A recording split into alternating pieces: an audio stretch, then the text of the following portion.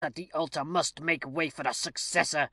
She who grasps the bridegroom's hand shall die. I swear it by the oath of my tribe." "And think you will be allowed to execute your murderous intention with impunity?" shrieked Mrs. Mowbray, in an agony of terror. "Think you that I will stand by and see my child slaughtered before my face, that my friends will suffer it? Think you that even your own tribe will dare to execute your horrible purpose? They will not. They will side with us. Even now they murmur. What can you hope to gain by an act so wild and dreadful? What object can you have?" "The same as your own," reiterated Barbara. "The advancement of my child. Sybil is as dear to me as Eleanor is to you. She is my child's child, the daughter of my best beloved daughter. I have sworn to marry her to Sir Luke Rookwood. The means are in my power. I will keep my vow. I will wed her to him. You did not hesitate to tear your daughter from the man she loved, to give her to the man she hated. And for what? For gold, for power, for rank. I have the same motive. I love my child, and she loves Sir Luke, has loved him long and truly. Therefore, shall she have him? What to me is your child, or your feelings, except that they are subservient to my wishes? She stands in my way. I remove her." "Who placed her in your path?" asked the sexton. "Did you not lend a helping hand to create that obstacle yourself?" "I did," replied Barbara. "Would you know wherefore? I will tell you. I had a double motive for it. There is a curse upon the house of Rookwood that kills the first fair bride each generation leads to the altar. Have you never heard of it?" "I have. And did that idle legend sway you?" "And do you call it idle? You? Well, I had another motive, a prophecy." "By yourself uttered," replied Peter. "Even so," replied Barbara. "The prophecy is fulfilled. The stray rook is found. The rook hath with rook mated. Luke hath wedded Eleanor. He will hold possession of his lands. The prophecy is fulfilled." "But how?" asked Peter. "Will your art tell you how and why she shall now hold possession? Can you tell me that?" "My art goes not so far. I have predicted the event. It has come to pass. I am satisfied. He has wedded her.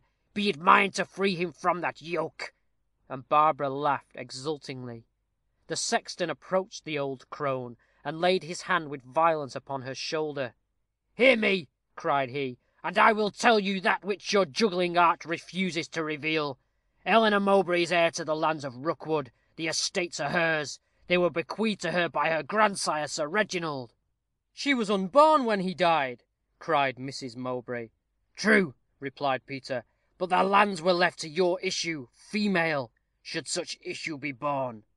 "And did Sir Piers, my brother, know of this? Did he see this will?" asked Mrs. Mowbray, with trembling impatience. "He did, and withheld the knowledge of it from you and yours." "And why knew I not this before? Why did you not tell me, ere that was done which cannot be undone? I have sacrificed my child." "Because it did not chime with my purposes to tell you," replied Peter, coldly. "It is false, it is false," cried Mrs. Mowbray, her anger and vexation getting the better of her fears. "I will not believe it. Who are you that pretend to know the secrets of our house?" "One of that house," replied the sexton. "Your name?" "Would you know my name?" answered Peter, sternly. "The time is come when I will no longer conceal it. I am Alan Rookwood." "My father's brother!" exclaimed Mrs. Mowbray. "Ay, Alan Rookwood, the sworn enemy of your father, of you, of all of ye, your fate, your destiny, your curse. I am that Alan Rookwood whose name you breathed in the vault. I am he, the avenger, the avenged. I saw your father die. I heard his groans. His groans! Ha! I saw his sons die. One fell in battle. I was with him there. The other expired in his bed. I was with Sir Piers when he breathed his last, and listened to his death agonies. 'Twas I who counselled him to keep the lands from you and from your child, and he withheld them. One only amongst the race, whose name I have cast off, have I loved, and him, because," added he, with something like emotion, "because he was my daughter's child, Luke Rookwood, and even he shall minister to my vengeance. He will be your curse, your daughter's curse, for he loves her not, yet he is her husband, and hath her land. Ha, ha, ha, ha!" And he laughed till he became convulsed with the paroxysm of fiendish exultation. "Mine ears are stunned," cried Mrs. Mowbray. "The bride is mine. Relinquish her to me," said Barbara. "Advance and seize her, my children." Alan Rookwood, for so we shall henceforth denominate the sexton, suddenly grew calm. He raised the whistle to his lips, and blew a call so loud and shrill that those who were advancing hung back irresolute. There was a rush at the door of the vault. The sentinels were struck down, and with pistols in each hand, followed by two assistants, Dick Turpin sprang into the thick of the crew. "Here we are," cried he, "ready for action. Where is Sir Luke Rookwood? Where my churchyard pal, Peter?" "Here," cried the sexton and Luke simultaneously.